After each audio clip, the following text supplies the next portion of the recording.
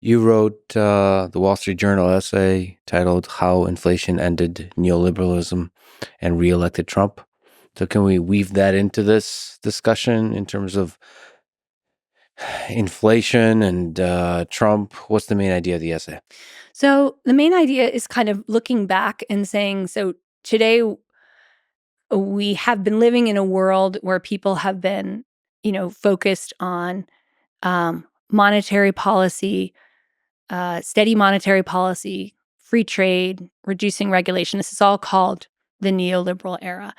And my argument was a lot of that was driven by inflation. So we have Milton Friedman predict inflation in 1967. It starts breaking out in the 1970s, Britain and the United States. And every institution was designed around stable prices. And once inflation broke out, prices were no longer stable. So, for example, tax rates weren't inflation adjusted. So, if your income went up because of inflation, you might bump from a low tax rate to an extremely high tax rate, but you don't actually have more money. On paper, you have more money, but everything costs more, so you don't actually have more money and your taxes have gone up. That kicks off the taxpayer revolt. There's a whole shift of American corporations towards focusing on financial investments because the tax breaks they used to get for depreciation for building new factories are not inflation adjusted. So they no longer pay off in an inflationary environment.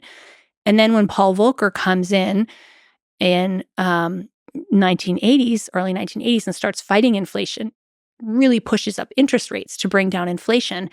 And that completely reorders the banking sector because banks had statutory legal limits on the interest they could charge. And once general market interest rates exceeded that, it was proliferation of new financial forms to take advantage of that. So my point was the era we live in was ushered in by inflation. And then everyone turned against all the formulations we had and said, well, these have hollowed out our industrial base. These have, we've got too much immigration. We've got too much economic openness. We need to reshore. We need to focus. We need to turn against all these things. We need to spend more. We've disinvested. And the net result of that turning away, I argued, is people forgot about inflation. They really forgot it could ever exist. And you had a whole set of theories on the left, modern monetary theory, that basically said we don't really need to worry about inflation. We can spend what we want. And lo and behold, inflation came back. And so my argument is that has now opened the door to the presidency of Donald Trump, which is potentially a deeply transformative moment that will change the size and shape of government, that may change our foreign policy profoundly, that may change our immigration policy, it may change the demographics of our country. All of that, and my thesis is that has all been made possible by inflation. And so the great mistake of the past years was to forget how fundamental inflation was to the rise of the last political order and to profoundly underestimate how much inflation would change the current political order. So I just think it's one of these things.